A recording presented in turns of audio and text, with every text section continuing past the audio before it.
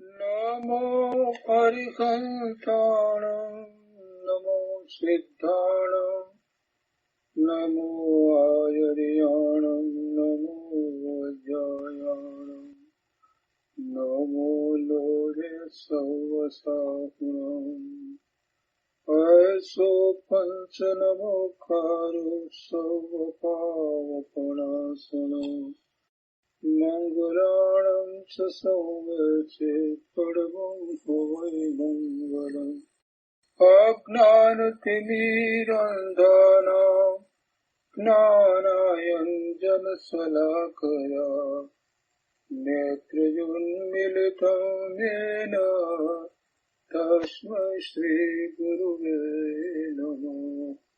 मखादिव्याकुक्षिरत्नम् सप्तजितवरयात्मजम् श्रीराजचन्द्रगुं वन्दे तत्त्वलोचनदायकम् प्रभुतत्त्वलोचनदायकम्। આજે કૃપાળુદેવના વચનામૃતનો સ્વાધ્યાય. ગઈ વખતે આપણે પત્રાંક 523 કર્યો હતો. પત્રાંક 524માં કૃપાળુદેવે ક્ષમાપનાનો પત્ર લખ્યો છે. એટલે પર્યુષણ પછી આપણે જે ક્ષમાપનાના પત્ર લખતા હોઈએ છીએ એવો પત્ર છે. વિશેષ કંઈ ખાસ વાત નથી. આપણે 525મો પત્ર લઈએ છીએ. આ પત્ર કોની ઉપર લખાયો છે તે સ્પષ્ટ નથી. મુંબઈથી પત્ર લખાયો છે. ભાદરવા સુદ દસમ રવિવાર સંવત 1950. કૃપાળુદેવ લખે છે કે આ આત્મભાવ છે અને આ અન્ય ભાવ છે એવું બોધ બીજ આત્માને વિશે પરિણમિત થવાથી અન્ય ભાવને વિશે સહેજ ઉદાસીનતા ઉત્પન્ન થાય છે અને તે ઉદાસીનતા અનુક્રમે તે અન્ય ભાવથી સર્વથા મુક્તપણું કરે છે. આ આત્મભાવ છે અને આ અન્ય ભાવ છે. આ આત્મભાવ છે એટલે સ્વભાવ છે અને આ અન્ય ભાવ છે એટલે વિભાવ છે. આત્મભાવ કહો કે સ્વભાવ કહો, પોતાનો જે ભાવ છે તે આત્મભાવ છે. એ આત્માનો ભાવ છે. આત્માને પોતાના ગુણ પ્રમાણે ભાવ હોય. આત્માને પોતાના ગુણ પ્રમાણે ભાવ હોય અને એને જ આત્મભાવ કહેવાય. પોતાનામાં જેવા ગુણ નથી એવો જે કોઈ ભાવ હોય એ આત્મભાવ કહેવાય નહીં. એ તે સમયની યોગ્યતાને કારણે થતો ભાવ કહેવાય. એટલે એ તત્કાલીન યોગ્યતારૂપ ભાવ હોય છે અને એ તત્કાલીન યોગ્યતારૂપ ભાવ અનેક પ્રકારે થાય છે. એ બધા અન્ય ભાવ છે. એટલે આત્મભાવ નથી. આત્માથી જુદા ભાવ છે અને એ અન્ય ભાવ બધા એક સરખા રહેતા પણ નથી. એ બદલાયા કરે છે. આત્મભાવ જે છે પોતાનું જેવું સ્વરૂપ છે એવા સ્વરૂપને અનુસરીને થતો ભાવ, પોતાના ગુણને અનુસરીને થતો ભાવ, તે આત્મભાવ જે છે તે એક સરખો હોય. પણ અન્ય ભાવ હોય તે એક સરખો પણ હોય નહીં. અન્ય ભાવમાં પરનું લક્ષ હોય. અન્ય ભાવ વખતે પરનું લક્ષ હોય. એ શુભ પણ હોય અને અશુભ પણ હોય. અને એનું લક્ષ કરી અને જીવ જેટલો સમય એવા અન્ય ભાવમાં રોકાઈ રહે છે તેટલો સમય એ વિકલ્પોમાં જ રોકાઈ રહે છે અને એટલો સમય એને જેવા ભાવ છે, શુભ કે અશુભ ભાવ છે, એ પ્રમાણે કર્મના બંધ પણ પડે છે. જ્યારે આત્મભાવ છે તે સ્વભાવ છે અને એ સ્વભાવ છે એ તો સંવરની દશા છે. એમાં તો એને નિજરા થાય છે. એ શુદ્ધ ભાવ છે, એ મોક્ષ માર્ગ છે. એવા ભાવ થાય છે ત્યારે વિતરાગી પરિણામ થયા એમ પણ કહેવામાં આવે છે. એટલે સૂક્ષ્મતાથી જ્યારે વિચાર કરીએ ત્યારે જીવને આત્મભાવ સિવાય બીજા અન્ય ભાવ જે છે એ તો અપરાધ છે, એ રાધ નથી, અપરાધ છે. કૃપાળુદેવ કહે છે કે આ આત્મભાવ છે અને આ અન્ય ભાવ છે એવું બોધ બીજ આત્માને વિશે પરિણમિત થવાથી, આ બોધ બીજ કહ્યું, જેને કારણે એને ભેદ જ્ઞાન એવું રહે કે આ જે ભાવ છે તે પોતાથી જુદો ભાવ છે, આત્માનો ભાવ નથી, આત્મભાવ નથી, અન્ય ભાવ છે, એવો વિવેક સતત જળવાઈ રહે છે. એ બોધ બીજ છે. તો કે છે કે એવું બોધ બીજ આત્માને વિશે પરિણમિત થવાથી, એવો વિવેક આત્માને વિશે પરિણમવાથી અન્ય ભાવને વિશે સહેજે ઉદાસીનતા ઉત્પન્ન થાય છે. જે ભાવ પોતાને હિતકારી નથી, અહિતકારી છે, જે ભાવ બંધનું કારણ છે, જે ભાવ થાય છે ત્યારે પણ અશાંતિ, ઉપાધિ, ઉદ્વેગ એવા અનુભવ થાય છે અને એ ભાવને કારણે જે બંધ પડે છે અને પછી જે કર્મના બંધ ઉદયમાં આવે છે ત્યારે પણ એમ જ હોય છે. એટલે બીજી રીતે કહીએ તો એ ભાવ દુઃખનું કારણ છે. એટલે એવા ભાવ પ્રત્યે સહજ રીતે ઉદાસીનતા ઉત્પન્ન થાય. એ ભાવ ગમતો નથી, એ ભાવમાં જવું નથી, એ ભાવ મુક્તિનું કારણ નથી, પરંતુ ભવના ભ્રમણનું કારણ છે. એટલે સહેજે ધર્મી પુરુષને અથવા તો સાધકને જ કહીએ તો સાધકને પણ એવા ભાવ પ્રત્યે ઉદાસીનતા હોય, અન્ય ભાવ પ્રત્યે ઉદાસીનતા થાય, એ જ આત્મભાવમાં જાય. બહુ મોટી વાત છે. જ્યાં સુધી અન્ય ભાવમાં રુચિ પડી છે ત્યાં સુધી એ આત્મભાવે થવાનો પુરુષાર્થ કરતો જ નથી. એટલે સહેજે જેને સ્વભાવ ભાવની રુચિ થઈ છે, જેને મુક્તિનો માર્ગ લેવો છે, મુક્તિની પ્રાપ્તિ કરવી છે, એને અન્ય ભાવ પ્રત્યે ઉદાસીનતા થાય કે છે કે અન્ય ભાવને વિશે સહેજે ઉદાસીનતા ઉત્પન્ન થાય છે અને તે ઉદાસીનતા અનુક્રમે તે અન્ય ભાવથી સર્વથા મુક્તપણું કરે છે. જો આ ઉદાસીનતા આવી થઈ, અન્ય ભાવ પ્રત્યેની ઉદાસીનતા જે થઈ છે એ આગળ વધી અને અન્ય ભાવથી સર્વપણે મુક્ત દશાને પ્રાપ્ત કરાવનારી છે. જેને અન્ય ભાવ પ્રત્યે ઉદાસીનતા થતી નથી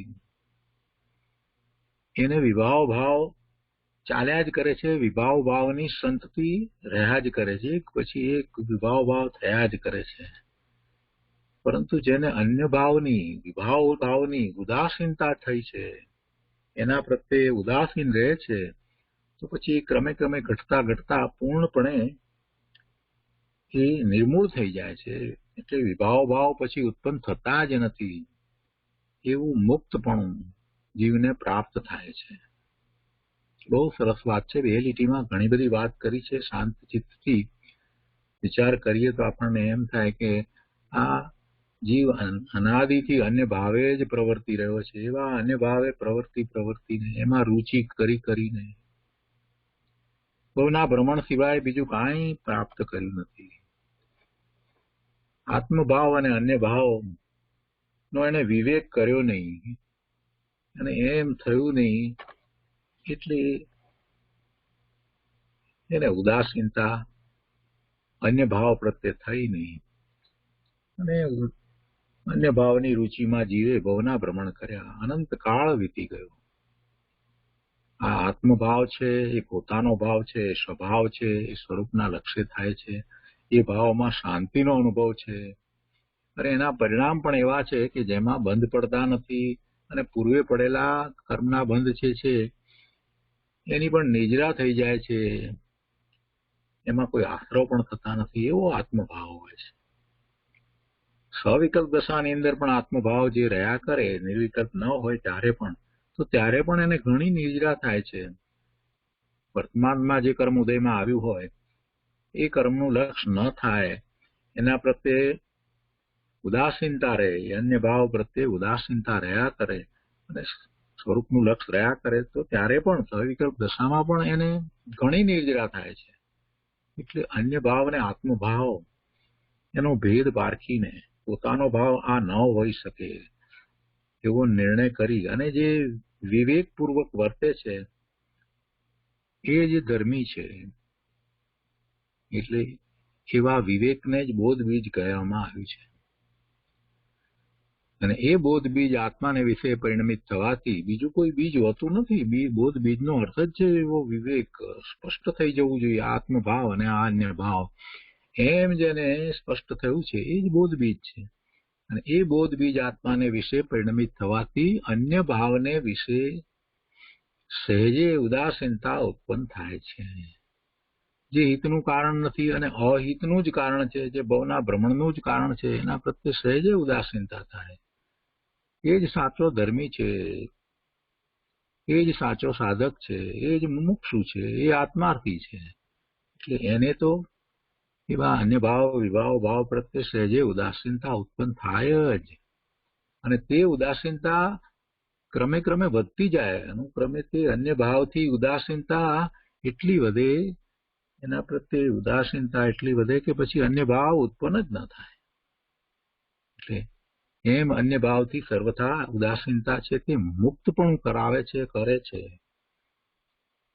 આગળ લખે છે કે નિજ પરભાવ જેણે જાણ્યો છે એવા જ્ઞાની પુરુષને ત્યાર પછી પરભાવના કાર્યનો જે કંઈ પ્રસંગ રહે છે તે પ્રસંગમાં પ્રવર્તતા પણ જેથી તે જ્ઞાનીનો સંબંધ છૂટ્યા કરે છે, પણ તેમાં હિત બુદ્ધિ થઈ પ્રતિબંધ થતો નથી. શું કહે છે કે નિજ પરભાવ જેણે જાણે છે. નિજ ભાવ અને પરભાવ. નિજ ભાવ એટલે આત્મભાવ સ્વભાવ અને પરભાવ એટલે વિભાવ વિકારી ભાવ. નિજ અને પર એવા ભાવને જે જુદા પાડે છે વિવેકથી, એને જુદા પાડી શકે છે, એને જાણે છે. જ્યારે જે ભાવ છે એ વખતે જ એને એ જુદો તારવી લે છે કે આ ભાવ જે છે તે મારો ભાવ નથી, એ મારો સ્વભાવ નથી. એટલે એનું લક્ષ કરે નહીં અને એના પ્રત્યે એને ઉદાસીનતા રહે.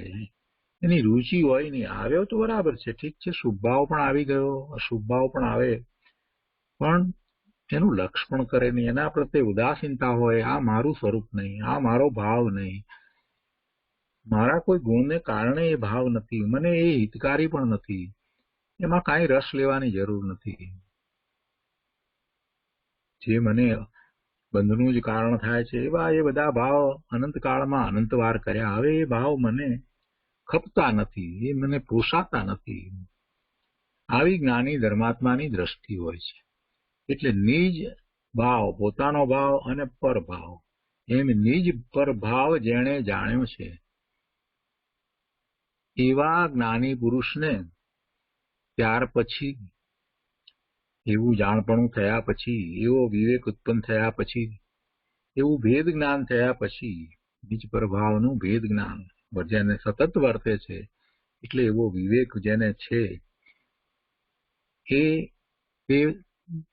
વિવેક થયા પછી, બીજી રીતે કહીએ તો એવું બોધ જ્ઞાન પ્રાપ્ત થયા પછીથી, એવું બોધ બીજ ઉત્પન્ન થયા પછીથી, વિવેક રૂપી બોધ બીજ ઉત્પન્ન થયા પછીથી પોતાને શું હિતકારી છે અને પોતાને શું અહિતકારી છે એવું જાણ્યા પછી પરભાવના કાર્યનો જે કંઈ પ્રસંગ રહે, પરભાવના કાર્યનો જે કંઈ પ્રસંગ રહે એટલે કે કર્મના ઉદયને કારણે એવા સંયોગો આવ્યા હોય અને સ્વરૂપનું લક્ષ નથી, સ્વરૂપમાં એકાગ્રતા એ વખતે નથી, ત્યારે 12માં એને ઉદયજનિત જે કંઈ ભાવ થતા હોય તો એમાં એને ઉદાસીનતા હોય. એવા પ્રસંગો તો થવાના, પૂર્વે જે કર્મ બાંધ્યા છે એના ઉદય તો આવવાના. એટલે પરભાવના કાર્યનો જે કંઈ પ્રસંગ રહે તે પ્રસંગમાં પ્રવર્તતા પણ એમાં હોય, એ દેખાય જ્ઞાની, છતાં પણ તેથી તે જ્ઞાનીનો સંબંધ છૂટ્યા કરે છે. એની સાથે એ સંબંધ વધતો નથી, ઘેરો થતો નથી, ગાઢો થતો નથી. જે પરભાવ સાથે નો સંબંધ છે એ એમને ધીરે ધીરે ધીરે છૂટતો જાય છે, પાતળો થતો જાય છે, મંદ થતો જાય છે. ઉદય આવે, ઉદય સાથે જોડાવવું પડે છે. વેપાર હતો કૃપાળુદેવને હીરાનો, મોતીનો, તો એ એના લક્ષ્ય થતા જે કઈ ભાવ છે તે પરભાવ. એવા પરભાવનું કાર્ય થાય એવો પ્રસંગ છે. તો પણ એ પ્રસંગમાં રહ્યા છે ત્યારે એ પ્રસંગમાં પ્રવર્તા પણ તેથી એટલે એવા પરભાવથી જ્ઞાનીનો સંબંધ છૂટ્યા કરે છે. એ સંબંધ વધતો નથી. બીજાઓને તો શું થાય, ધંધા વેપારમાં એ વધારે ને વધારે ખૂંપતો જાય, ધંધાનો વિકાસ કરતો જાય, એવું જ બને છે ને. અને એમાં તો પાછો એ હરખાય, પણ એ એમ નથી જોતો કે પોતે તો ડૂબી રહ્યો છે, પોતે તો વિભાવ ભાવમાં ડૂબી રહ્યો છે. જેમાંથી બહાર નીકળવાનું હતું એને બદલે એનો જ વિસ્તાર કરે છે. મોટા ભાગના જીવો આ જ કાર્ય કરી રહ્યા છે. કરવાનું શું હતું, સ્વભાવ ભાવે થવાનું હતું, અને આ તો ઉદયજનિક ભાવ છે. એવા ઉદય આવ્યા છે ને એનું ઉદય લક્ષ કરતા થયો છે, ભાવ આવી ગયો છે, પણ છતાંય એમાં હિત બુદ્ધિ નથી, એમાં ઈષ્ટ બુદ્ધિ નથી, એ પોતાને હિતકારી નથી પરંતુ અહિતકારી છે એમ કરી અને એનો સંબંધ એ ઢીલો કરી નાખે છે. પછી તો એ સંબંધ પછી છૂટી જાય છે. એવા ભાવ આવે, કોઈ પણ પ્રકારે શુભાશુભ ભાવ આવે, કાંઈ પણ હોય તો પણ એનાથી પોતે અલિપ્ત રહે છે. જ્ઞાનીની તો એવી દશા ધીરે ધીરે થતી જાય છે. એટલે તે પ્રસંગમાં પ્રવર્તા પણ તેથી તે જ્ઞાનીનો સંબંધ છૂટ્યા કરે છે, પણ તેમાં હિત બુદ્ધિ થઈ પ્રતિબંધ થતો નથી. એમાં હિત બુદ્ધિ થઈ જાય એમ બનતું નથી. જો હિત બુદ્ધિ થાય, એવા વિભાવ ભાવમાં, અન્ય ભાવમાં જો હિત બુદ્ધિ થાય, પોતાને એમ લાગે કે આ પોતાને સારું છે, ઉપયોગી છે, કાર્યકારી છે, ઇષ્ટ છે, જો એવી બુદ્ધિ થઈ તો પછી એને પ્રતિબંધ થઈ જાય. શેનો પ્રતિબંધ થાય? પોતાના સ્વરૂપમાં જવામાં એ પ્રતિબંધ થઈ જાય. પોતાના સ્વરૂપમાં એ જાય જ નહીં. જ્ઞાનીને તો એવું થતું જ નથી. જ્ઞાનીને કોઈ અટકવાના સ્થાન હોતા નથી. એ અટકવાના સ્થાન છે ત્યાં અટકતા જ નથી. બીજાઓને માટે અટકવાના સ્થાન છે, અજ્ઞાનીને માટે જે અટકવાના સ્થાન છે, એવા સગળા અટકવાના સ્થાનને જ્ઞાની જાણે છે કે આ મારું સ્થાન નથી, અહીંયા રોકાવાનું નથી. એટલે એને અટકવાનું સ્થાન, પ્રતિબંધનું સ્થાન ગણી અને શીઘ્ર ત્યાંથી નીકળી જાય છે. હિત બુદ્ધિ કરતા જ નથી. વિભાવ ભાવ ગમે તેવો ઉત્કૃષ્ટ ભાવ હોય તો પણ જ્ઞાની ધર્મી છે, એને કારણે રોકાઈ રહે એમ બનતું નથી. એમને એ પ્રતિબંધ થતું નથી, કેમ કે એને એ જ્ઞાતા દ્રષ્ટા ભાવે જુએ છે. એટલે એમાં એને હિત બુદ્ધિ કરતા નથી, એટલે એમને પ્રતિબંધ થતો નથી. જ્ઞાનીની તો આવી દશા હોય છે. એને કારણે પોતાનું જે કાર્ય છે, પોતાનો જે પુરુષાર્થ છે, પોતાનું સમગ્ર જે ધ્યેય છે, પ્રાપ્તિનો પુરુષાર્થ છે, જે કંઈ ચાલી રહ્યું છે, એનું લક્ષ્ય છે, એ બધામાં એ કંઈ પ્રતિબંધ થાય એમ થવા દેતા નથી. પણ છતાંય જાગૃતિ રાખવી પડે. એટલે કૃપાળુદેવે વાત લખી છે, આગળના પેરેગ્રાફમાં કહે છે કે પ્રતિબંધ થતો નથી એ વાત એકાંત નથી. પ્રતિબંધ થતો નથી એ વાત એકાંત નથી. એટલે કે એનો અર્થ શું થયો? કે પ્રતિબંધ થઈ જાય, એમાં હિત બુદ્ધિ થઈ જાય, ક્યાંક કોઈક રીતે તો પ્રતિબંધ થઈ જાય, અથવા તો હિત બુદ્ધિ નથી એવું શ્રદ્ધામાં સ્વીકારવા છતાંય ક્યારેક કોઈક રીતે એવું થાય તો એમાં એને વધારે રોકાઈ રહેવાનું થાય. એટલે એ પ્રતિબંધ થઈ જાય કે ચાલો આટલા બધા લોકો છે તો એ બધાના હિતનું કારણ છે, એટલે આપણે થોડો સમય એમાં આપીએ, બધાની જોડે બેસીએ, ચર્ચા કરીએ, વગેરે વગેરે વગેરે. અનેક પ્રકારની પછી વાતો બધી થાય, ધર્મના નામે થઈ જાય. એટલે એમાં પ્રતિબંધ પણ થઈ શકે. એટલે પ્રતિબંધ થતો નથી એ વાત એકાંત નથી, પ્રતિબંધ પણ થઈ જાય છે. એ વિભાવ ભાવ જે છે એમાં જ્ઞાની એટલા માટે જ રોકાતા નથી. એને સત્વરે છોડે છે કે પ્રતિબંધ થતો નથી એ વાત એકાંત નથી. કેમ કે જ્ઞાનનું વિશેષ બળવાનપણું જ્યાં હોય નહીં ત્યાં પરભાવનો વિશેષ પરિચય તે પ્રતિબંધ રૂપ થઈ આવવો પણ સંભવે છે. જ્ઞાનનું વિશેષ બળવાનપણું, જેને જ્ઞાનનું વિશેષ બળવાનપણું છે એવા જીવો સાતમા ગુણસ્થાનની દશામાં પ્રચુર સંવેદન સહિત છે, એને જ્ઞાનનું વિશેષ બળવાનપણું હોય છે. અને પૂર્ણ દશા છે એમને તો પૂર્ણપણે જ્ઞાનનું જ બળવાનપણું છે. કેવળ જ્ઞાન પ્રગટ કર્યું છે એને તો બીજી કોઈ વાત હોતી જ નથી. પણ એવા મુનિઓ જે સાતમા ગુણસ્થાનની દશામાં વારંવાર જાય છે, પ્રચુર સ્વસંવેદન સહિત હોય છે, ક્ષણવાર માટે બહાર આવે છે અને પાછા સ્વરૂપમાં જાય છે, એમને જ્ઞાનનું વિશેષ બળવાનપણું છે. એટલે એમની વાત તો જુદી છે.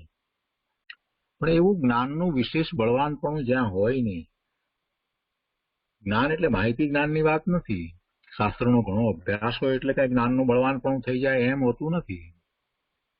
પણ સ્વમાં વિશેષ એકાગ્રતા પ્રવૃત્તિ હોય એને જ્ઞાનનું વિશેષ બળવાનપણું હોય છે. એટલે એવું જ્ઞાનનું વિશેષ બળવાનપણું હોય નહીં તો ત્યાં એ પરભાવનો વિશેષ પરિચય થાય, વધારે પરિચય થઈ જાય, બીજા ભાવોમાં જવાનું વધારે થાય, બીજી પ્રવૃત્તિઓ જે છે એ પ્રવૃત્તિઓ વખતે એ ભાવ હોય એ પરભાવમાં વધારે પરિચય થાય તો પછી પ્રતિબંધ થઈ જાય. તો ત્યાં પરભાવનો વિશેષ પરિચય તે પ્રતિબંધ રૂપ થઈ આવવો પણ સંભવે છે. એવું થઈ જાય, જ્ઞાનીને પણ થઈ જાય, રોકાઈ જાય ધર્મના નામે કેટલીક પ્રવૃત્તિમાં એ રોકાઈ જાય કે ચાલો બધાને માટે આ કરીએ, આ મંદિર હોય ને પ્રતિષ્ઠા થતી હોય ને એના પ્રસંગો ને એ બધું જે છે એમાં વિશેષપણે પરિચય થાય. ભલે શુભ ભાવ છે છતાં પણ એમને પોતાના સ્વભાવ ભાવમાં જવામાં એ પ્રતિબંધ રૂપ થઈ જાય છે. એ બધા દિવસો ત્યાં એટલા એ રીતે વિતાવે એ બધા એટલા લોકોની વચ્ચે એવા જ્ઞાની ધર્મી પુરુષને પંચકલ્યાણક પૂજા હોય અને એમાં આપણે બોલાવ્યા હોય અને પછી ત્યાં રહ્યા હોય એટલા વખતમાં પછી એમને દ્રષ્ટિ સ્વરૂપ તરફ રહેતી હોય તે છતાં પણ આ બધું એમને પ્રતિબંધ રૂપ થઈ જાય. એ રીતે પ્રતિબંધ રૂપ થઈ જાય કે પોતાને જે રીતે પોતાના સ્વરૂપમાં વિશેષ એકાગ્રતા કરી ધ્યાનમાં લીનતા કરવી છે એ નથી થઈ શકતી ત્યાં પછી. એટલે એમ જ્ઞાનીને માટે પણ એમ થાય છે. તો પછી એવી જેની દશા નથી અને માત્ર ચોથા ગુણસ્થાનની દશા છે કે જેને તો નિર્વિકલ્પ ધ્યાન ક્યારેક જ થાય છે, એક વખત સ્વનો અનુભવ થાય છે, એક ક્ષણવાર માટે જ થાય છે, ત્યાર પછી તો ઘણો લાંબો ટાઈમ નીકળી જાય ત્યારે બીજી વાર સ્વનો અનુભવ થાય. એવી જેવી દશા હોય એને તો પરનો જ પરિચય રહે છે. એટલે પરભાવ તો વિશેષ હોય છે તો એમને પ્રતિબંધ થઈ જવો સંભવે છે. પરભાવનો વિશેષ પરિચય તે પ્રતિબંધ થઈ આવવો પણ સંભવે છે. અને તેટલા માટે પણ જ્ઞાની પુરુષને પણ શ્રીજીને નિજ જ્ઞાનના પરિચય પુરુષાર્થને વખાણ્યો છે. તેને પણ પ્રમાદ કર્તવ્ય નથી અથવા પરભાવનો પરિચય કરવા યોગ્ય નથી. કેમ કે કોઈ અંશે પણ આત્મધારાને તે પ્રતિબંધ રૂપ કહેવા યોગ્ય છે. જો આવો પ્રતિબંધ થઈ જાય એટલા માટે કહે છે કે જ્ઞાની પુરુષને પણ દિનેશ્વર ભગવાને નિજ જ્ઞાનના પરિચય પુરુષાર્થને વખાણ્યો છે. એને પણ પોતાના આત્મજ્ઞાન નો વિશેષ પરિચય હોવો જોઈએ. એ જ એને માટે ઉત્તમ છે, એ જ કાર્યકારી છે. શ્રીજીને નિજ જ્ઞાન, પોતાના જ્ઞાન, નિજ જ્ઞાનના પરિચય પુરુષાર્થને વખાણ્યો છે. નિજ જ્ઞાનનો પરિચય, નિજ જ્ઞાનનો પુરુષાર્થ, નિજ જ્ઞાનમાં રહેવું એ જ એને માટે ઉત્તમ છે. જ્ઞાની પુરુષને માટે પણ એને પોતે સ્વભાવ ભાવમાં રહેવું, સ્વભાવ ભાવ સિવાય બીજી વાતમાં ન પડવું, સવિકલ્પ દશાની અંદર મુખ્યતા એની જ રહ્યા કરે, બીજી કોઈ વાતમાં એ જાય જ નહીં. એ નિજ જ્ઞાનના પરિચયનો પુરુષાર્થ એને હોય અને એ જ દિનેશ્વર ભગવાને કહ્યો છે, એને વખાણ્યો છે. તેને પણ પ્રમાદ કર્તવ્ય નથી. પ્રમાદ એટલે શું? સ્વભાવ ભાવે ન થવું, સ્વરૂપની વિચારણા ન કરવી, આત્માનો વિચાર ન થવો એને પ્રમાદ કહેવામાં આવે છે. પ્રમાદની તો બહુ સરળ વ્યાખ્યા આપણે કરી જ છે. જેને સ્વરૂપની દ્રષ્ટિ થતી જ નથી, આત્માનો વિચાર ઉગતો જ નથી, એ પ્રમાદી છે. બીજું બધું કર્યા કરતો હોય તો પણ એ પ્રમાદી છે. ભલે ને દિવસમાં 8 કલાક કામ કરે, 10 કલાક કરે કે 12 કલાક કરે, પણ આત્માનું લક્ષ્ય જ કરતો નથી, આત્માને વિસરી ગયો છે, એ પ્રમાદી છે.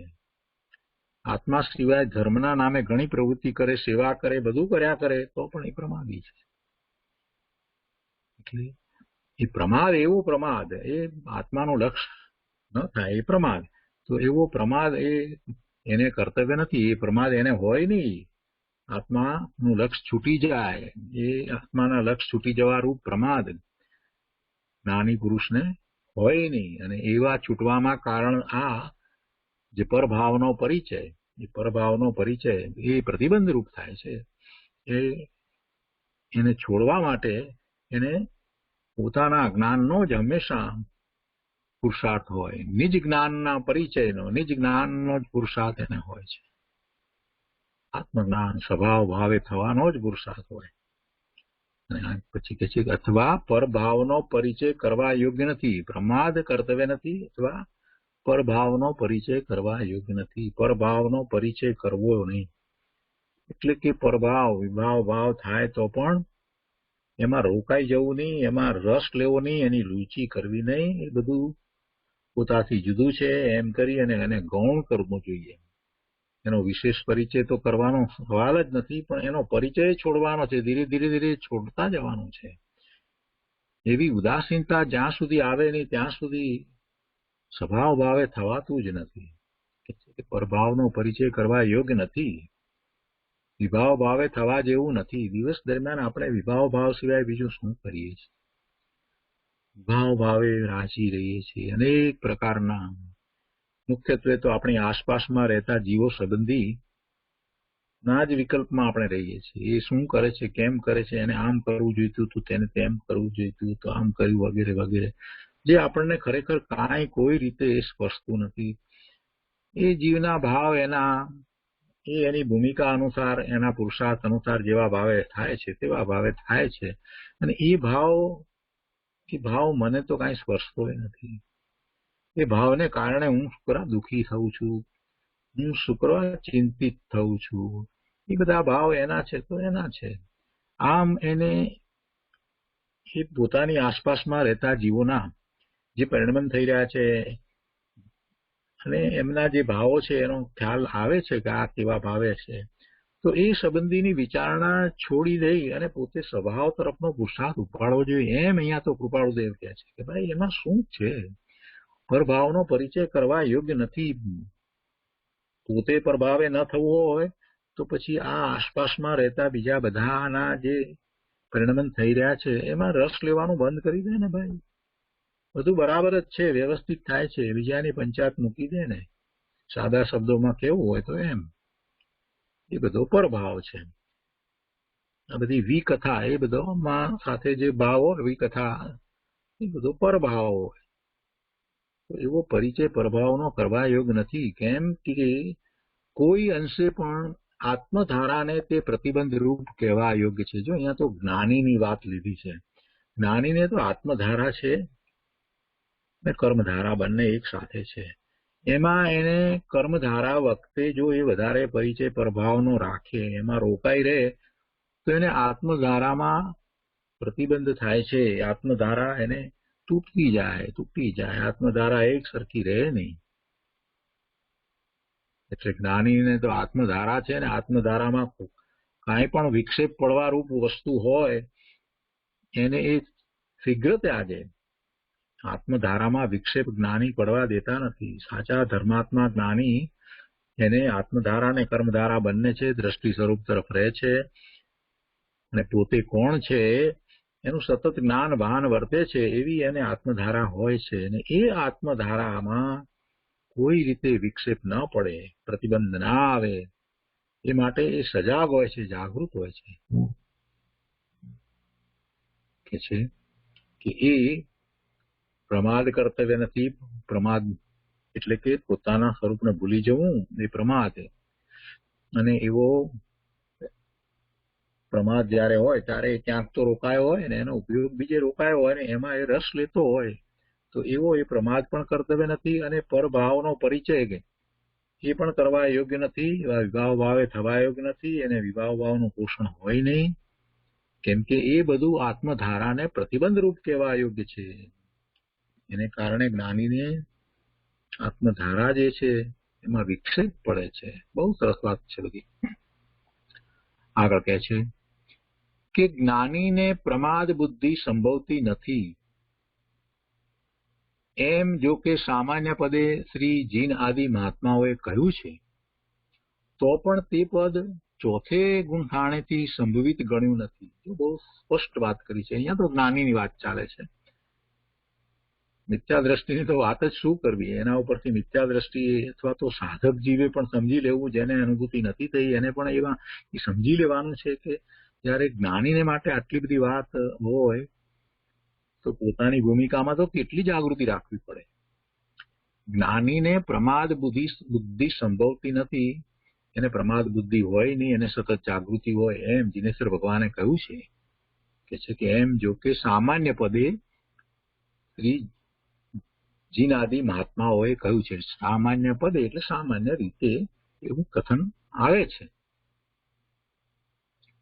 તો પણ તે પદ ચોથે ગુણથાણેથી સંભવિત ગણ્યું નથી.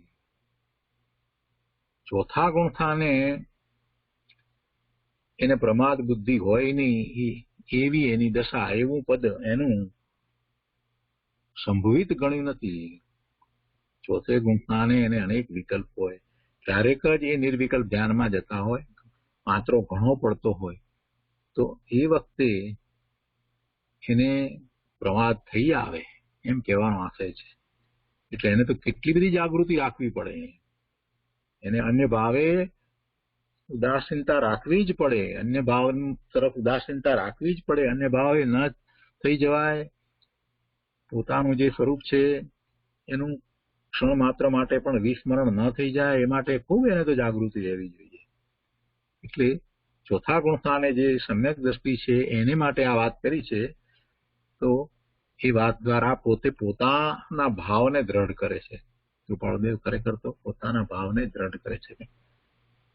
સહેજ પણ અન્ય ભાવ હોય નહીં. આ જે વાત કરવામાં આવી છે એ સામાન્ય રીતે વાત એ કરવામાં આવી છે કે જ્ઞાની ધર્માત્માને પ્રમાદ બુદ્ધિ હોતી નથી, છતાં પણ ચોથે ગુણસ્થાને હજી એવી ઉત્કૃષ્ટ દશા થઈ નથી કે જેમાં એને પ્રમાદ થઈ જાય. એટલે કે ભાવની પ્રવૃત્તિ વગેરેમાં એવો રોકાઈ જાય કે જેને કારણે એ સ્વરૂપની દ્રઢતા તો છે, સ્વરૂપની દ્રઢતાએ કરેલી છે, સ્વરૂપની ભાવનાએ ભાવે છે, છતાં પણ એ જે રીતે સ્વરૂપનો પુરુષાર્થ થવો જોઈએ પ્રાપ્તિનો એમાં એ ઢીલો પડી જાય. એવી પ્રવૃત્તિઓમાં આવું બને. એટલે ચોથા ગુણસ્થાને વધારે વિશેષ જાગૃતિ રાખવાની અપેક્ષાથી એમને આ વાત લીધી છે. એટલે કે જ્ઞાનીને પ્રમાદ બુદ્ધિ સંભવતી નથી, એમ જો કે સામાન્ય પદે શ્રી જીન આદિ મહાત્માઓએ કહ્યું છે, તો પણ તે પદ ચોથે ગુણઠાણેથી સંવિત ગણ્યું નથી. આગળ જતા સંવિત ગણ્યું છે, પછી એને પ્રમાદ બુદ્ધિ હોતી નથી. આગળ જતા એટલે આગળના ગુણસ્થાનની અંદર, પાંચમા ગુણસ્થાનમાં કે એનાથી આગળ મૂળ તો સાતમા ગુણસ્થાને જીવીને પછી પ્રમાદ બુદ્ધિ સંભવતી નથી. એને દ્રષ્ટિ સ્વરૂપ તરફ જ રહ્યા કરે, કેમ કે વારંવાર એકાગ્રતા કરે છે, બહાર આવે છે અને પાછા અંદરમાં જાય છે, ત્યારે એને બિલકુલ પ્રમાદ હોતા નથી. આગળ જતા સંવિત ગણ્યું છે, જેથી વિચારવાન જીવને તો અવશ્ય કર્તવ્ય છે કે જેમ બને તેમ પરભાવના પરિચિત કાર્યથી દૂર રહેવું, નિવૃત્ત થવું. આ વાત કહેવી હતી એમને. ચોથે ગુણસ્થાને હોય તો પણ એને આ ધ્યાન રાખવા જેવું છે, પરભાવના પરિચયથી દૂર રહેવું, પરભાવના પરિચિત કાર્યથી દૂર રહેવું, એનાથી નિવૃત્ત થવું, ઘણું કરીને વિચારવાન જીવને તો એ જ બુદ્ધિ રહે છે. સાચો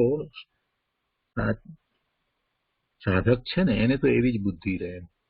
સાચા સાધકને તો અંતરમાં એ વાત જ પડી હોય કે ના, આ બધું જે છે તે મને હોય નહીં, એ મારા પુરુષાર્થમાં પ્રતિબંધ કરવા વાળું છે, મારા પુરુષાર્થને નબળો પાડવા વાળું છે, એ બધું મને જોઈએ નહીં, મને હોય નહીં, એમ એને હોય. વિચારવાન જીવને તો એ જ બુદ્ધિ રહે છે કે આ પરભાવનો વિશેષ પરિચય કરવો નહીં અને એનાથી દૂર રહેવું અને ક્રમે એનાથી નિવૃત્ત થવું, એ જ બુદ્ધિ રહે છે. તથાપિ કોઈ પ્રારબ્ધ વશાત પરભાવનો પરિચય બળવાનપણે ઉદયમાં હોય ત્યાં નિજપદ બુદ્ધિમાં સ્થિર રહેવું વિકટ છે, એમ ગણી નિત્ય નિવૃત્ત બુદ્ધિની વિશેષ ભાવના કરવી, એમ મોટા પુરુષોએ કહ્યું છે. એવી બુદ્ધિ તો એને રહે છે, છતાં પણ એને ધ્યાન રાખવાનું છે કે પ્રારબ્ધ વશાત ક્યારેક કોઈ એવા પ્રભાવનો પરિચય બળવાનપણે ઉદયમાં હોય, એવા કર્મ ઉદયમાં આવ્યા હોય જેથી પ્રભાવનો પરિચય વધી જાય, તો ત્યાં નિજપદ બુદ્ધિમાં સ્થિર રહેવું વિકટ છે. એવે વખતે પોતાના સ્વરૂપમાં એકાગ્રતા તો થતી નથી. અને એમ માનીને કે આવું થઈ શકે છે, એમ જાણીને એવો વિચાર કરીને નિત્ય નિવૃત્ત બુદ્ધિની વિશેષ ભાવના કરવી, એટલે પરભાવથી પૂર્ણપણે નિવૃત્ત થવા માટેની જ ભાવના ભાવવી. અને એમ જ્યારે છે તો પછી જ્યારે એવો પ્રસંગ આવે કે જેમાં પ્રભાવનો વિશેષ પરિચય થાય, પ્રારબ્ધ વશાત કર્મના ઉદય વશાત પ્રભાવમાં રહેવાનું થાય, તો એવી વખતે પેલું એને નિવૃત્તિની ભાવના કરી હશે ને તો આપોઆપ નિવૃત્ત નહીં તો પણ એના પ્રત્યે ઉદાસીનતાનો ભાવ તો તરત જ આવી જશે. ખૂબ એવા ઉદય વર્તતા હોય તો એવી વખતે સામાન્ય જીવ છે તો એમાં જ રોકાઈ જાય, બધું ભૂલી જાય, ધર્મને ભૂલી જાય અને પોતાને ભૂલી જાય, બધું ભૂલી જાય. તો પણ જેને આવી નિવૃત્તિની ભાવના કે આ બીજું બધું મારા આત્મા સિવાયની બીજી કોઈ પણ વાત મને જોઈએ જ નહીં, એનાથી મારે નિવૃત્ત જ થવું છે, મને તો સતત 24 કલાક મારા આત્માનો જ ભાવ હોય, ખાતા પીતા ઉઠતા બેસતા હું ભગવાન આત્મા જ્ઞાયક જ્ઞાયક જ્ઞાયક જ્ઞાયક એની જ વિચારણા હોય ને આ બીજા બધાથી નિવૃત્ત થવું જ છે. એવી જયારે એટલી બધી ભાવના થઈ હોય ત્યારે કોઈક વખત એવો પ્રસંગ આવે, એવા ઉદય આવ્યા હોય, કોઈ અસાતા વેદનીના ઉદય આવ્યા હોય, કોઈક એવું કંઈક કામ બની ગયું, કારણ બની ગયું, ઘરમાં બની ગયું હોય, કંઈક થયું હોય, એવું કોઈક મોટી ઉપાધિ આવી પડી હોય, ધરતીકંપ થયા હોય, કંઈક પણ થયા હોય, તો એવા વખતે તો પછી એ બધું છૂટી જાય, ધર્મમાં એ ભાવના જ છૂટી જાય. તો કે એવું ન થાય એટલા માટે જો એ નિવૃત્તિની ભાવના કરી હશે તો ત્યારે પણ એટલીસ્ટ ઓછામાં ઓછું એટલું તો થઈ જશે એટલે કે આ જે થઈ રહ્યું છે એ મારું સ્વરૂપ નથી. એટલે કહે છે કે નિવૃત્તિની ભાવના કરવી, મોટી ભાવના ઊંચી ભાવના કરીએ તો ટકી રહેવાય. વાત તો આ કરવી છે કે પ્રારબ્ધ વસાયા એવા પ્રભાવનો પરિચય બળવાનપણે ઉદયમાં હોય તો ત્યાં નિજપદ બુદ્ધિમાં સ્થિર રહેવું તો વિકટ છે, એ તો મુશ્કેલ છે.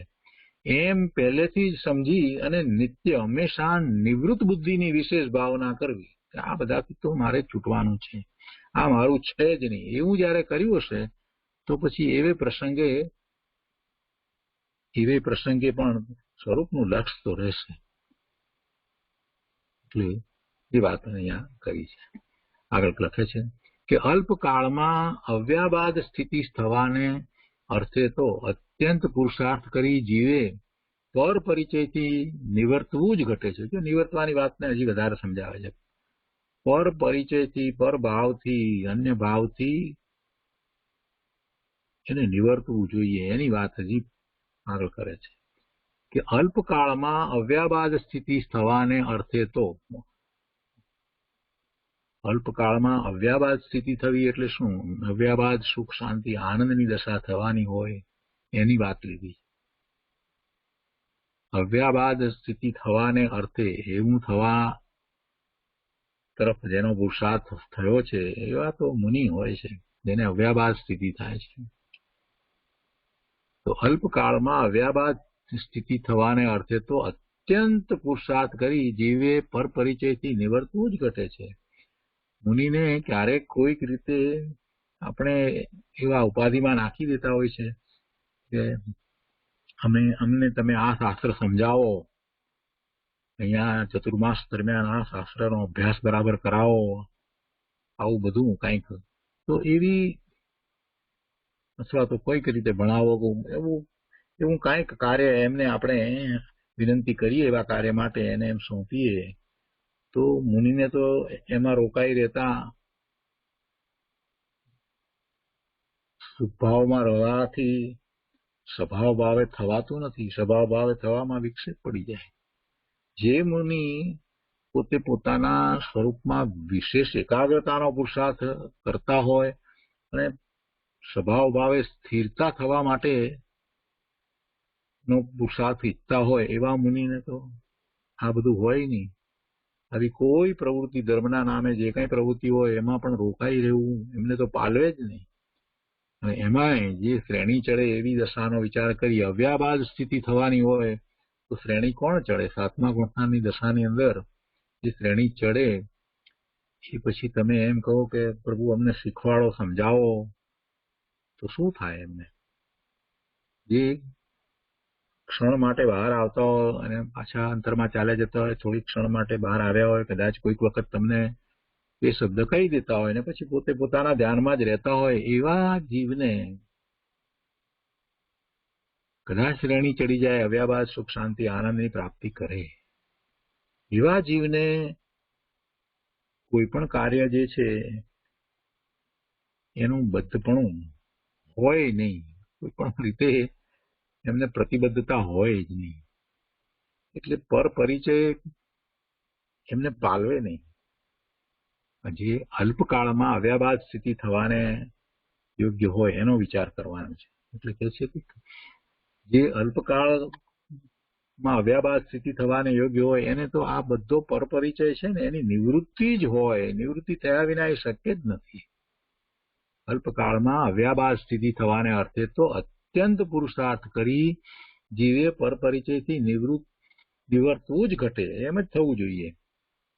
હળવે હળવે નિવૃત્ત થવાના કારણો ઉપર ભાર દેવા કરતા જે પ્રકારે ત્વરાએ નિવૃત્તિ થાય એ વિચાર કર્તવ્ય છે.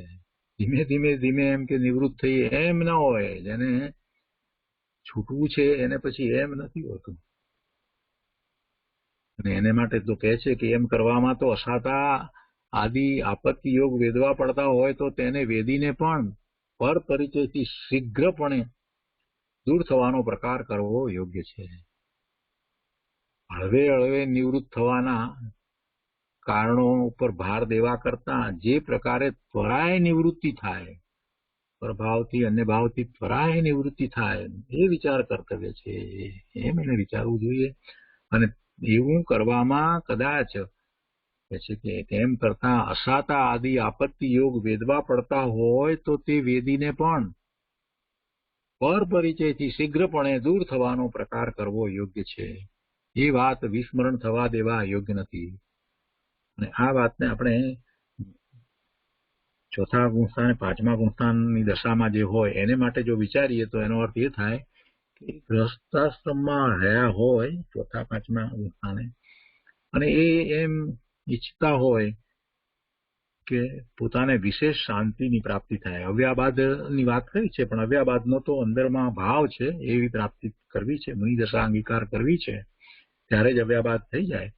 તો એ ચોથા પાંચમા ગુણસ્થાનની જેમ કૃપાળુદેવની જે દશા હતી એવી દશામાં જે હોય અને એવી ભાવના ભાવતા હોય તો પછી નિવૃત્ત થવામાં એ ધીમે ધીમે એમ ન ઈચ્છે. એ હળવે હળવે નિવૃત્ત થવાના કારણો ઉપર ભાર દેવા કરતા એ તો ત્વરાએ નિવૃત્ત થવાનો જ એમને તો વિચાર કર્તવ્ય છે. કેમ જલ્દીમાં જલ્દી, બસ હવે આ બધું છોડી દેવું, ત્વરાએ નિવૃત્ત થવાનું જ એ તો ઈચ્છે. એ જ એને હોય, ત્વરાએ જલ્દીમાં જલ્દી નિવૃત્ત થાય એ જ વિચાર એમને માટે હોય. અને એમ કરવામાં પછી એ જુએ નહીં કે પોતાને કઈક તકલીફ પડશે, આ છે તે છે, એ બધી વાતનો વિચાર ના કરે. અસાતા આદિ આપત્તિ યોગ વેદવા પડતા હોય તો તેને વેદીને પણ પર પરિચયથી શીઘ્રપણે દૂર થવાનો પ્રકાર કરવો યોગ્ય છે. અને એ વાત ભૂલાવી જોઈએ અને એ વાત વિસ્મરણ થવા દેવા યોગ્ય નથી. બીજાઓને માટે પણ, સાધકને માટે પણ, ચલો હવે આ ધીરે ધીરે નિવૃત્ત થઈએ, નહીં તો પછી શું થશે કે પૈસાનો પ્રોબ્લેમ થશે, કે પછી આમ થશે કે તેમ થશે, કે આ બધા ઘરના બધા કામો એટલા પતે તો સારું. આપણે તો સ્વાધ્યાય તો કરીએ જ છીએ, પણ અત્યારે હમણાં એકદમ નિવૃત્તિ નથી લેવી. છોકરાઓના બધાના કામો કરીએ, આવો જે વિચાર કરે છે એને અહીંયા કૃપાળુદેવ માર્ગદર્શન આપ્યું છે કે ના, જો તું ખરેખર સમજો છો તો પછી એને છોડી દે. નિવૃત્ત થવા માટે ધીરે ધીરે થઈ એ વાતને છોડી દે. હળવે હળવે નિવૃત્ત થવાના કારણો પર ભાર દેવા કરતા જલ્દી કેમ નિવૃત્ત થઈ જઈએ એનો વિચાર કર. અને જલ્દીથી નિવૃત્ત થવામાં કદાચ થોડાક તને નાના મોટા પ્રોબ્લેમ આવે, અસાધા અથવા આપત્તિ યોગ વેદવા પડે, તો પણ તું એ વેદી લેજે, એમ કે છે આપણને બધાને. પણ પર પરિચયથી શીઘ્ર નિવૃત્ત થઈ જા. એને એવા પરિચય કે જેમાં રોકાઈ રહેવાને કારણે કેટલીક વખત તો સાધક જીવને તો એમાં શુભભાવ પણ ન હોય ને, ક્યારેક નાના મોટા પાપના ભાવે પણ થઈ જવું પડતું હોય. એ બધો પરિચય એને છોડી દેવો જ જોઈએ. બધાની સાથેના સંબંધો આપણે આપણી દ્રષ્ટિથી વિચાર કરીએ કે સાધક જીવ હજી સમ્યક તો સન્મુખ થયો છે, સમ્યક તો હજી પ્રગટ થયું નથી, અનુભૂતિ નથી થઈ. એવા જીવોને બીજા સાથેનો બધો પરિચય જે છે એ પરિચયમાં તો કેટલીક વખત શુભભાવે સરખો જળવાઈ રહેતો નથી, અને શુભભાવ નથી તો પછી અશુભભાવ જ છે ને. નાના મોટા એવા કાર્યો ને એવા વિવેક, બધા ખોટા વિવેક, જેને વિવેક નથી કહેવાતો, પણ એમ કે આપણે આટલું આમ કરીએ, એમની સાથે બોલચાલમાં આવો સંબંધ, અને ફોન કરીએ તો જરા ખબર પૂછીએ, આમ કરીએ તેમ કરીએ, વગેરે વગેરે ચાલે છે ને બધું. એ બધો પર પરિચય છે. તેમાં ઘણી વખત તો ભૂલાઈ જાય છે. એટલે કે છે કે જો તું ખરેખર તારા સ્વરૂપને ઈચ્છતો હો તો પછી આ નિવૃત્તિ લઈ લેવાય. એમાં ધીમે ધીમે એ વાત છોડી દે. આપણે માટે એવો એમાંથી ભાવ નીકળે છે, એવો અર્થ નીકળે છે. બધાને માટે આ વાત છે. મુનિને માટે તો બહુ ઉત્કૃષ્ટ વાત લખી છે એમને તો એમ જ હોય છે, નિવર્તવું જ ઘટે છે એમ છે. એમને તો એવું જ હોય છે. એમને અવ્યાબાદ સુખ શાંતિની દશા નજીકના ભવિષ્યમાં થવાની છે, એમને તો એમ જ હોય છે, તો નિવર્તે જ છે. તો પછી એના ઉપરથી આપણે બોધપાઠ લેવાનો છે, એમ અહીંયા કેવું છે.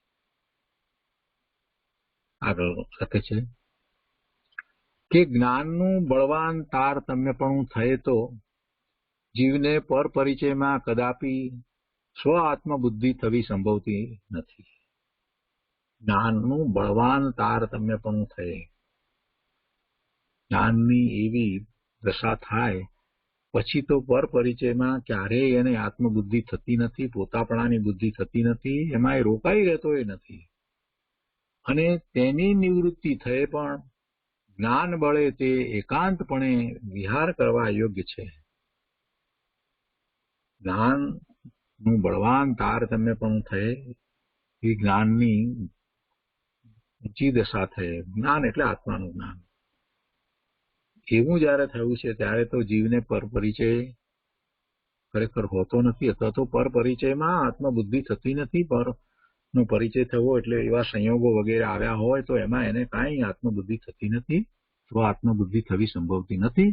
અને તેની નિવૃત્તિ થઈ એટલે એવી પર પરિચયની નિવૃત્તિ થઈ પણ જ્ઞાન બળે તે એકાંતપણે વિહાર કરવા યોગ્ય છે. એટલે પછી જ્ઞાનનું બળ છે ને જયારે આવી નિવૃત્તિ છે તો એ પોતે એકાંતપણે પોતાના સ્વરૂપમાં પુરુષાર્થ કરવા પ્રવર્તે છે, એમ એકાંતપણે વિહાર કરવા યોગ્ય છે.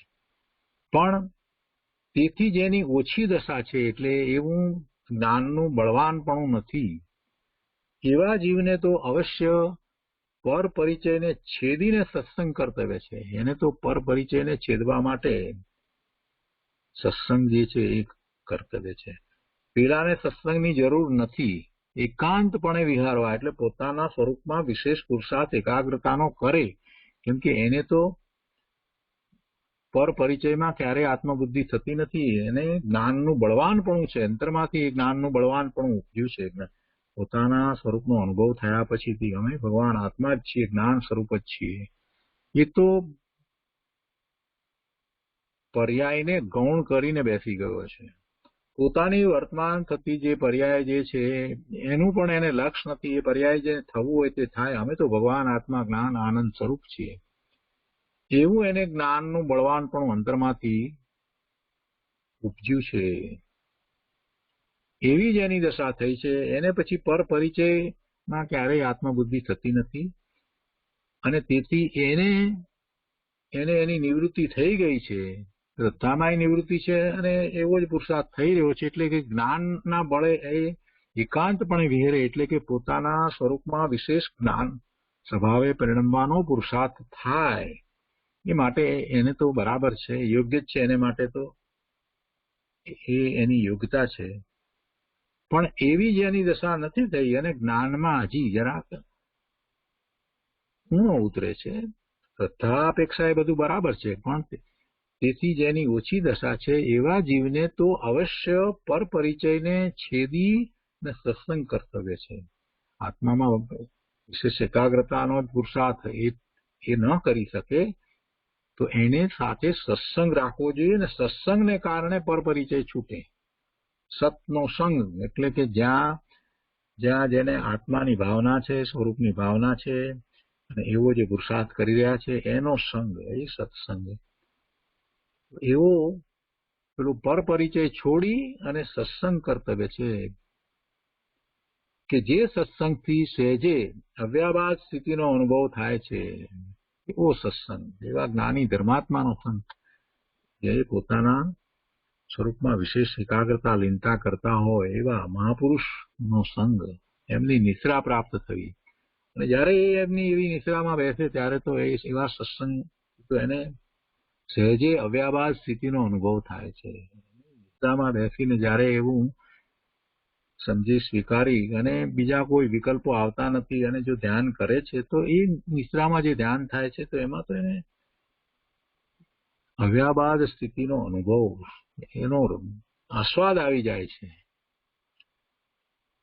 કહે છે કે જ્ઞાની પુરુષ કે જેને એકાંતે વિચરતા પણ પ્રતિબંધ સંભવતો નથી એવા જ્ઞાની પુરુષ, એને જ્ઞાનનું બળ ઘણું છે. એવા જ્ઞાની પુરુષ એકાંતે વિચરતા પણ પ્રતિબંધ સંભવતો નથી. એકલા જ ક્યાંય જંગલમાં ગુફામાં ક્યાંય વિચરતા હોય એવા જ્ઞાની પુરુષ કે જેને એકાંતે વિચરતા પણ પ્રતિબંધ સંભવતો નથી, તે પણ સત્સંગની નિરંતર ઈચ્છા રાખે છે.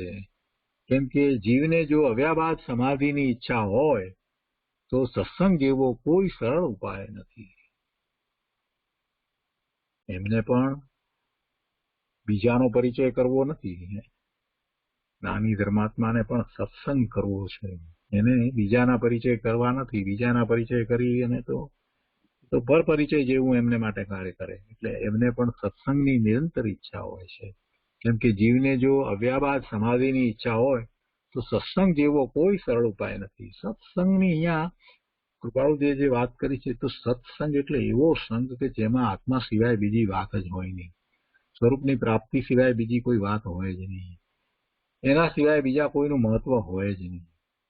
એકમાત્ર પોતાનું સ્વરૂપ, વસ્તુ જેવી છે તેવી એને અનુભવમાં આવી હોય, એનો સ્વીકાર થયો હોય અને એના સિવાય બીજે ક્યાંય એને રસ પડતો ન હોય એવી જ્ઞાન સહિત વૈરાગીની દશા હોય. અને એના કારણભૂત જે સત્સંગ છે એવા સત્સંગની અહીંયા વાત કરી છે કે એવો સત્સંગ એવા જ્ઞાની ધર્માત્મા પણ ઈચ્છે છે. અને આમ હોવાથી દિન પ્રત્યે પ્રસંગે પ્રસંગે ઘણી વાર ક્ષણે ક્ષણે સત્સંગ આરાધવાની જ ઈચ્છા વર્ધમાન થયા કરે છે. એ જ વિનંતી. આમ કરી અને એમણે પોતાની દશાની વાત કરી દીધી છે કે એવો પર પરિચય છેદી અને સત્સંગ કર્તવ્ય છે એ વાત તો કરી ને પછી પોતાને અવ્યાબાદ સ્થિતિનો અનુભવ થવાનો છે એટલે અપેક્ષાથી વાત લીધી કે એ પણ સત્સંગને ઈચ્છે છે. આવો સત્સંગ એને ઈચ્છે છે. જીવને જો અવ્યાબાદ સમાધિની ઈચ્છા હોય તો સત્સંગ જેવો કોઈ સરળ ઉપાય નથી. આવો સત્સંગ એ પણ ઈચ્છે છે અને એ હંમેશા ઈચ્છે છે. એટલે કહે છે કે આમ હોવાથી દિન દરરોજ હંમેશા પ્રસંગે પ્રસંગે ને ઘણીવાર તો ક્ષણે ક્ષણે સત્સંગ આરાધવાની જ ઈચ્છા વર્ધમાન થયા કરે છે, વધી રહી છે. એ જ વિનંતી. બહુ સરસ વાતો બધી કરી છે. પોતાનું જે અંતરંગ જે છે એ એમને એમાં ખરેખર તો વ્યક્ત કર્યું છે. પોતાની જે દશા જે છે એને એ દશામાં પોતે કેવા પ્રકારનો સત્સંગ અને કેવી રીતે નિવૃત્તિ વગેરે ઈચ્છે છે એ વાત અહીંયા લીધી છે. અને એ ઉપરથી આપણને ઉપદેશ થાય છે, આપણને ઉપદેશ પ્રાપ્ત થાય છે. તો એ રીતે આપણે 525મો પત્ર અહીંયા પૂરો કરીએ છીએ. આજનો સ્વાધ્યાય અહીંયા સુધી રાખીએ છીએ. હવે સુખધામ બોલીએ. સુખધામ